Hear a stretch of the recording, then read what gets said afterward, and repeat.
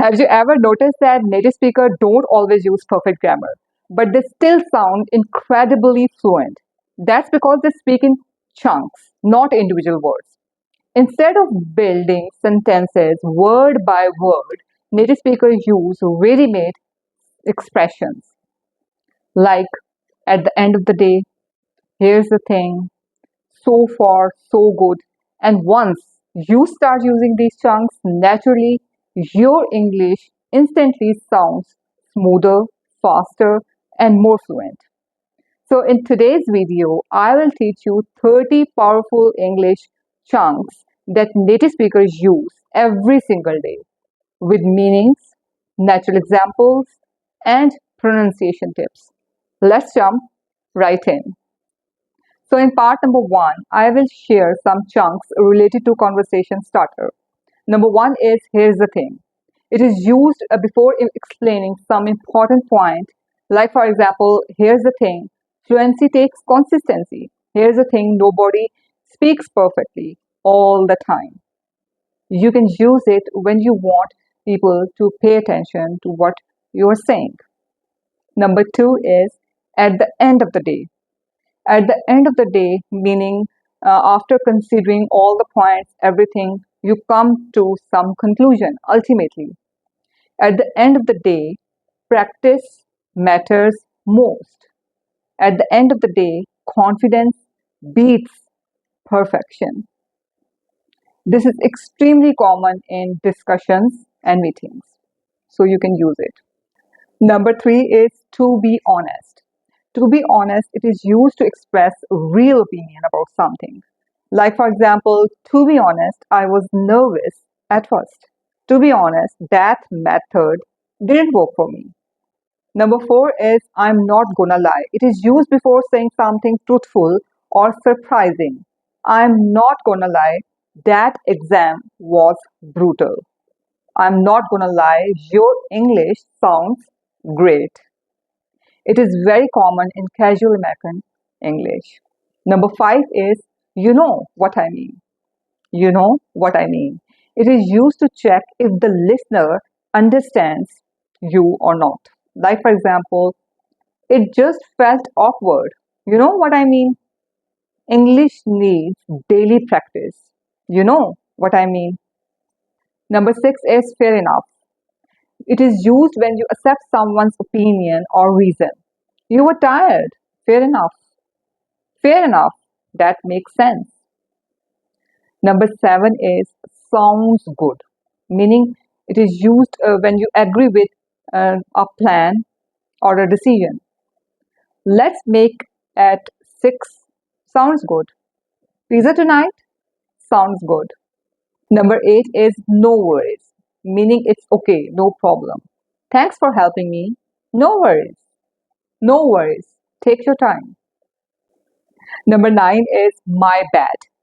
It is used to admit a small mistake. My bad. I forgot your message. Oops, my bad. Number 10 is I'm running late. You will arrive late somewhere. Sorry, I'm running late. She is running late because of traffic. Number 11 is I am down, like I'm interested or willing to do. Want coffee? Later? I'm down. I'm down for movie tonight. Like you agree to watch movie. Number 12 is that makes sense. Use when something is understandable. Oh, that makes sense now. Your explanation makes sense. Number 13 is I will keep that in mind, meaning I will remember that information or piece of advice. Thanks for the tip. I will keep that in mind. I will definitely keep that in mind. Number 14 is it's up to you. The choice is yours. We can go now or later. It's up to you. It's completely up to you. Number 15 is on the same page to understand or agree with each other. Before we start, let's make sure we are on the same page. My manager and I are finally on the same page. Now, some of the advanced chunks. Number 16, it's not really my thing, meaning I'm not very interested in it.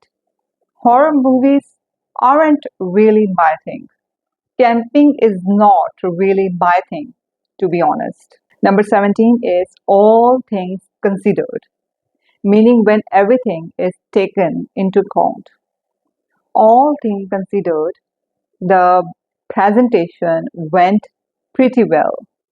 All things considered, moving abroad was the right decision.